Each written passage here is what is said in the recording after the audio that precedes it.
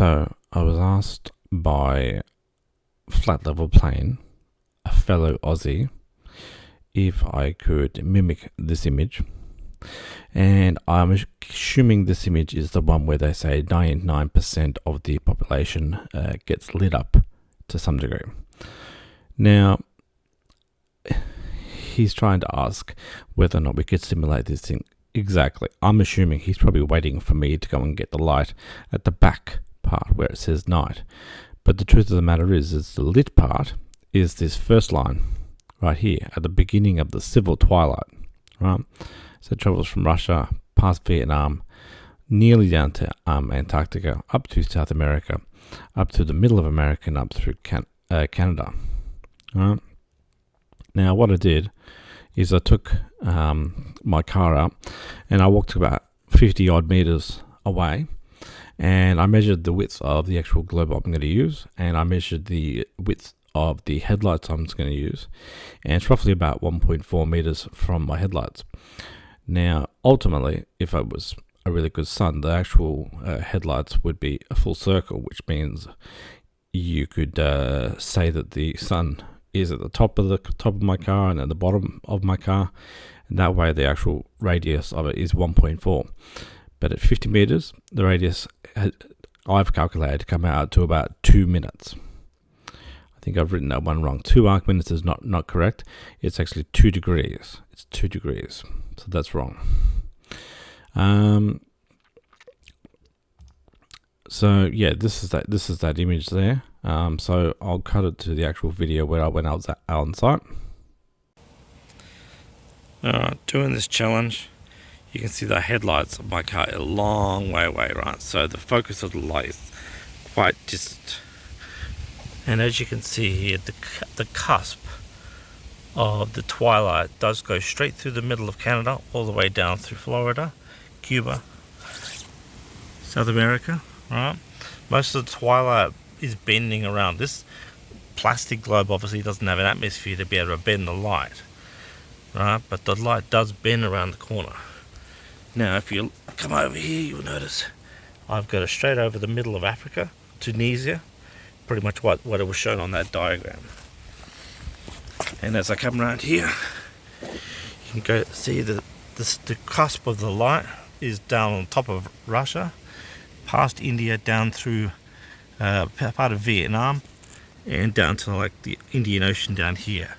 So this should be where all the twilight starts, but you got to remember it has to go 6 degrees per twilight zone past. So it goes 18 degrees past with the atmospheric refraction around the back of the globe. Done. Now, as you can see, most of the area that was lit mimics this civil twilight line, right? My plastic globe does not have an atmosphere to be able to bend light around at all. So you're just dealing with the actual light that's like right there in front of me, like 1 meter away from the actual camera. So most of this sort of stuff, the nautical and astronomical twilight, is usually where the light starts to bend around, and it also hits the atmosphere, 100 kilometers above your head. So it doesn't necessarily actually, when you're in astronomical, the light is not hitting the ground. The light's actually hitting the atmosphere above you. It's hitting all of the clouds and stuff like that, and you just get the reflection down.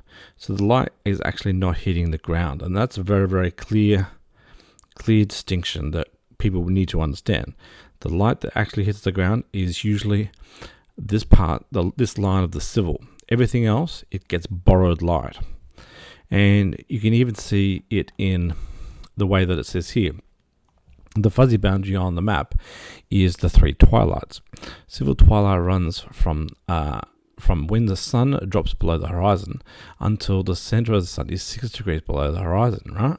So that basically means that this civil twilight, when it goes to the second line, the sun is 6 degrees below the horizon. So it's not directly hitting the ground. This should be obvious, right? And then there is still enough light to see. Another 7% of humanity, bringing us up to 90%. So they definitely must be talking about 99% people. Nautical twilight, which is the second one, runs from when the center of the sun drops down to 12 degrees. So from between 6 degrees to 12 degrees below the horizon. Right, there's enough light to walk around.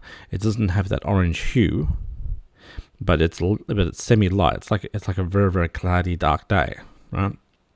And astronomical twilight is where you only just see whispers of like light in the sky, and it doesn't look like nighttime. That's basically it. So the people out in the astronomical thing, they're generally in night, but all they're seeing is just a sort of a hazy light. It doesn't look fully nighttime. So in terms of getting light to hit the actual globe, the target is fairly easy. You just have to mimic this first line of civil, right, over here, and then you've met the criteria, because all the rest are borrowed light. I hope that's very simple, because anyone going out there trying to say that light should be hitting the surface of the globe all the way at the edge of the astronomical, they're asking far too much, and they should just go and get the fuck out of here.